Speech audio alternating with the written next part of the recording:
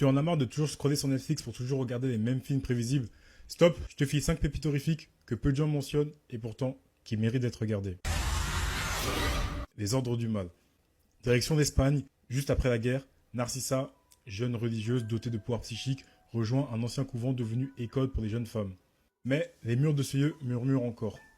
Des visions macabres, des bruits inexpliqués et surtout des secrets enterrés sous des années de silence religieux. Elle fouille, elle enquête, mais parfois mieux vaut laisser les morts en paix. Et il prouve qu'en matière d'horreur, le passé est souvent plus horrifique que le présent. Le second film, Cam. Et Alice est une catgirl. Elle contrôle son image, son contenu, son univers jusqu'au jour où elle se fait voler par un sosie. Même visage, même voix, mais ce n'est pas elle. Impossible de reprendre le contrôle, et pendant ce temps, la machine continue. Les fans regardent pendant que elle s'efface. Le film aborde l'horreur moderne de l'identité.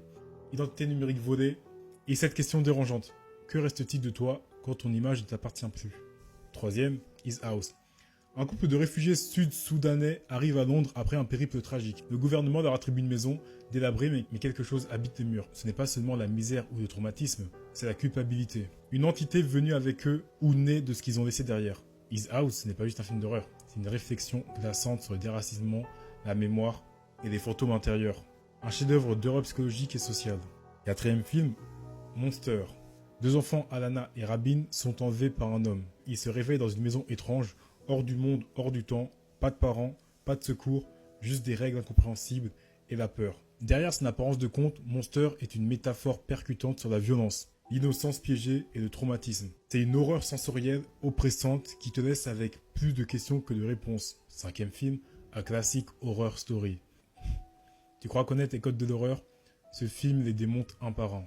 5 voyageurs en road trip, un accident, et à leur réveil, plus de route. Juste une forêt épaisse et une maison au centre. En regardant ce film, tu vas penser à Massacre à la tronçonneuse, Midsommar et bien d'autres, et ceci est volontaire, parce qu'en réalité, ce film est une critique du cinéma d'horreur lui-même. Un jeu de miroir, de références, de pièges narratifs, rien n'est ce qu'il semble, même les personnages. Le film pose une question qui, selon moi, est importante. Que recherches-tu vraiment lorsque tu mates un film d'horreur? Ces 5 films n'ont pas fait la une. Pas de pub virale, pas de hype sur TikTok, et pourtant, ils méritent d'avoir leur chance. Alors, tu les as déjà vus?